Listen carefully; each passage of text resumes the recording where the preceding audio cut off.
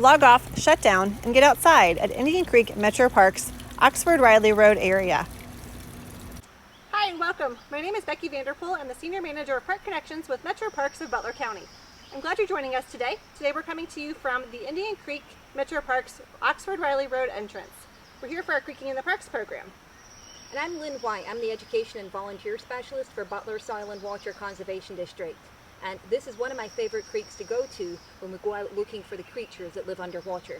So join us down at the creek. Come on, let's go.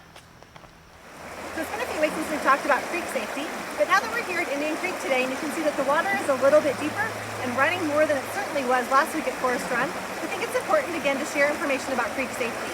When you come creeking, make sure that you wear the proper shoes and that making sure that your shoes are covered and it's something that will hold your shoes under your ankles. So old tennis shoes, rain boots, water shoes like I have on today, anything like that that will help and protect your feet. Also, because the area here we're standing in, there are some areas that are very, very shallow and some areas that are much more deep.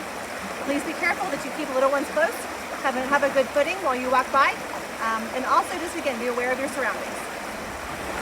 Another safety tip that would be really important when you're in the creek is to take just small baby steps. Take a close look at the ground when you're walking, make sure you're going to step on rocks that are stable and not wobbly, and just take the small steps so that you're not going to slip on the moss growing on the rocks or the sand or dirt in the bottom of the creek. So there's a bunch of different habitats here at Indian Creek where you might find different animals, and one is where we've got these overhanging plants around the edge. So I'm just going to use my net and scrape up the plants and see if we find anything.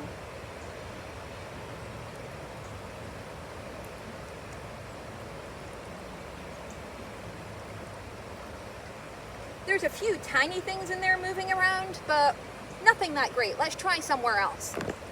This is another great area of habitat, especially for fish, but be really careful around down trees. And it's really not a good idea to climb on top of them because you don't know how rotten they can be.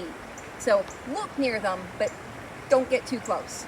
So ripples are a really great area to look for animals. That's where the water is tumbling over the rocks because there's a lot more oxygen there. So let me see if we can find anything.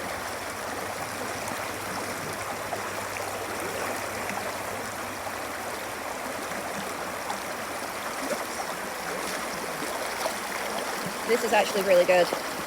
So these little tiny animals that are crawling around are caddisfly larvae. And this is something that they stuck to this huge rock.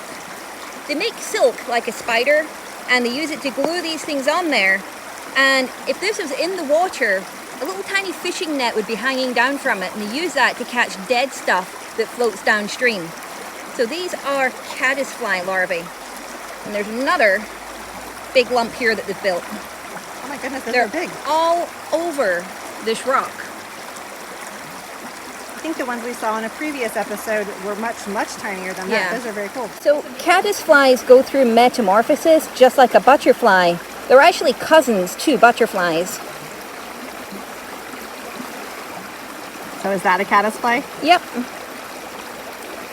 Kind of cool. I really like the green body and the black head. I was just going to say, I'm not sure how much we can see on the camera, but certainly he's definitely got some black and green on him. So I'm going to put the rock down because it's getting really heavy.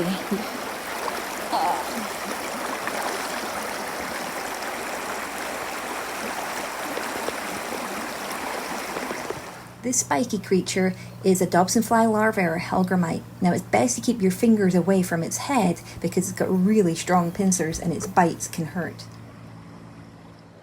This brightly coloured little creature is a stonefly. There's 9 different families of them in Ohio, but they all look slightly different because of their colouring. Some are brown, some are yellow and brown striped, but the one thing that they all have in common is that they are intolerant of pollution. So thank you for joining us in the creek today here at Indian Creek Metro Park. We hope you've enjoyed your time with us, and we hope that you'll come back out on your own and explore, see what you can find. If you find things other than what we did today, please share with us so that we can share with others as well. And remember, anytime you find a creature here in the park, leave it here because this is their home. Follow both of our websites for other ways to enjoy the outdoors